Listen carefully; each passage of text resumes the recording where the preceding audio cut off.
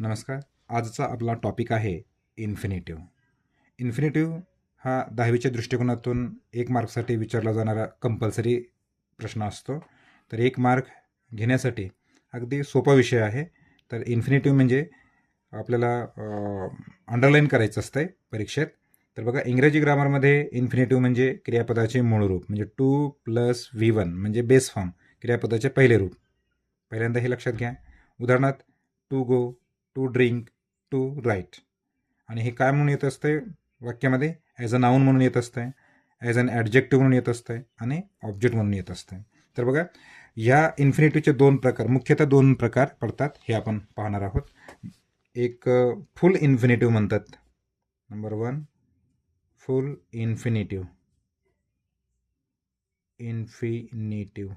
आणि दुसरा आहे बेअर इन्फिनिटिव्ह.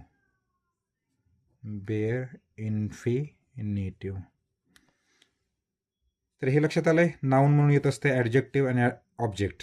आता नाऊन म्हणजे काय, म्हणजे उदाहरणामध्ये घेतल्यानंतर आपल्याला तुमच्या लक्षात येईल की फुल इन्फिनिटिव्ह आणि बेअर इन्फिनिटिव्ह काय आहे. एक्झाम्पल घेतोय म्हणजे तुमच्या लक्षात येईल. अगदी सोपा टॉपिक आहे, यामध्ये डीप पाहण्यासारखं तेवढं नाही. तर बघा, I want to go school. I want to go to school. ठीक आहे, I want to go school असं करू. I want to go school. किंवा I want to learn English. I want to learn English. आता यामध्ये तुमच्या लक्षात आलं असेल की 2 + V1 म्हणजे इथे बघा, टू गो, टू लर्न हे इन्फिनिटिव्ह आहे, म्हणजे 2 सोबत असलेलं फुल इन्फिनिटिव्ह म्हणतात याला. आता बेअर इन्फिनिटिव्ह काय आहे? बेअर इन्फिनिटिव्ह शक्यतो हे मॉडल ऑक्झिलरी वर्ब्स जे आहेत त्यासोबत येत असतात. फॉर एक्झाम्पल, बेअर इन्फिनिटिव्हसाठी आय शुड राईट,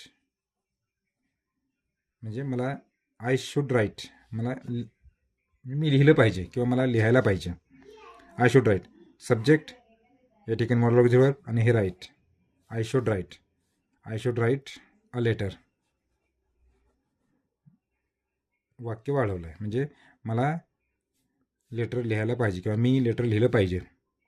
अर्थ बाजूला असू द्या, काही नाही अर्थाचा, फक्त आपल्याला बेअर इन्फिनिटिव्ह काय आहे हे लक्षात घ्यायचं आहे. ज्या वेळेला वाक्यामध्ये टू नसतंय आणि मॉडल ऑक्झिलरी वर्ब्स वगैरे दिसतील तुम्हाला, त्यावेळेला मेन वर्ब काय आहे ते पाहायचं. मेन वर्ब, क्रियापदाचे पहिले रूप, हेच असेल बेअर इन्फिनिटिव्ह. काय असेल? Bare infinitive. लक्षात आलं? Bare infinitive. आणखी उदाहरणं पाहूयात आपण. नंतरचं उदाहरण पाहूया. To swim is fun. इथे काय लिहिलं मी? To swim is a fun. पोहणे हे मजेशीर आहे किंवा म्हणजे काय म्हणतो, फन आहे. तर बघा, इथे टू स्विम सुरुवातीला आलं आहे, ॲज अ सब्जेक्ट म्हणून आलं आहे. नंतर वर्ब हा ऑब्जेक्टचा भाग, म्हणजे आपल्याला जे म्हटलं, नाऊन म्हणून येत असतं, ॲडजेक्टिव्ह म्हणून येत असतं आणि ऑब्जेक्ट म्हणून सुद्धा येत असतं.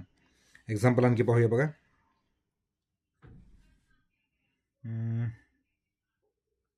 I have a book to read. I have a book to read.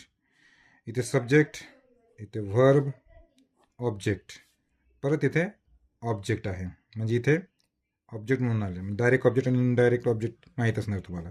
इथे टू सोबत रीड आलेलं आहे, म्हणजे हे इन्फिनिटिव्ह आहे. ठीक आहे, ॲज एन ऑब्जेक्ट म्हणून आलेलं आहे. त्यानंतर पुढचं उदाहरण, ही केम काय करू, ही केम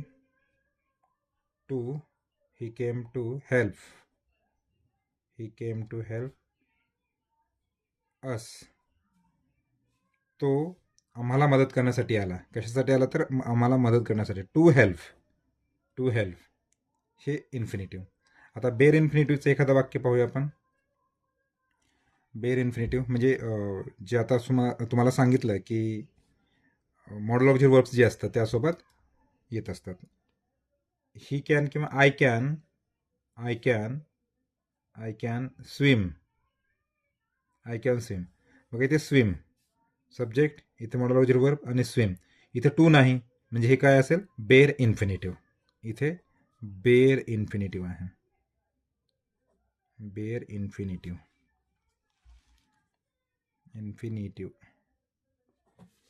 हे अगदी सोप्या याच्यामध्ये आहे. एक्झाम्पल्स देतो तुम्हाला, म्हणजे तुम्हाला बनवता येतात का पाहात. She likes to dance. Examples. Number 1, she likes to dance. कोणता आहे बघा, बेअर इन्फिनिटिव्ह का आहे का इन्फिनिटिव्ह आहे, फुल इन्फिनिटिव्ह आहे. बघा दोन्ही प्रकारे विचारला जातो 10वीच्या परीक्षेमध्ये. ठीक आहे. आणखी काय उदाहरण घेता येईल.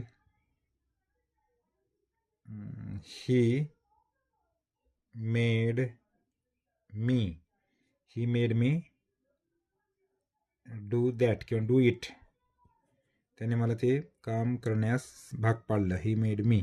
आता बघा इथं कोणतं आहे बघा, तुम्ही हे करा म्हणजे प्रॅक्टिससाठी. We saw her fall. ठीक आहे, fall. We saw her fall. Fall म्हणजे पडणे. हां, वी सॉ आम्ही पाहिला. ओके. बेअर इन्फिनिटिव्ह कोणता आहे ओळखा. नंबर 4,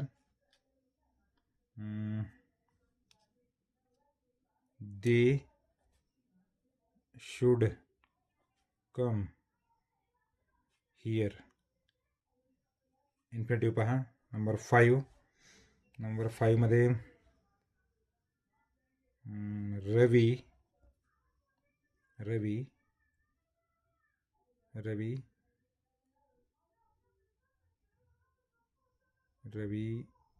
वुड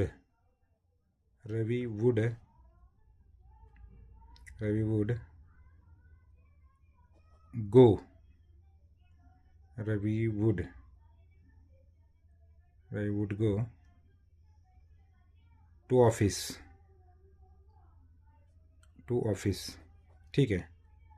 अशा प्रकारे तुम्हाला इन्फिनिटिव्ह अगदी सोप्या याच्यामध्ये 1 मार्कसाठी मिळवण्यासाठी हे अगदी इझी जो टॉपिक आहे तुमच्या परीक्षेसाठी म्हणजे 10वीच्या परीक्षेसाठी विचारलं जातं. ठीक आहे. तर हे इन्फिनिटिव्ह अगदी थोडक्यात तुम्हाला समजलं असेल. बेअर इन्फिनिटिव्ह आणि फुल इन्फिनिटिव्ह काय आहे तर हे पाहून घ्या. आणि विशेष म्हणजे टू सोबत असलेलं जो बेस फॉर्म असतं ते लक्षात घ्यायचं आहे. आणि त्यानंतर बेअर इन्फिनिटिव्ह काय म्हणतात, ॲडजेक्टिव्ह, नाऊन, ॲडजेक्टिव्ह आणि ऑब्जेक्टच्या जागी येत असते. ठीक आहे. थांबू आपण या ठिकाणी. धन्यवाद. हे एक्झाम्पल्स तुम्ही पाहून घ्या.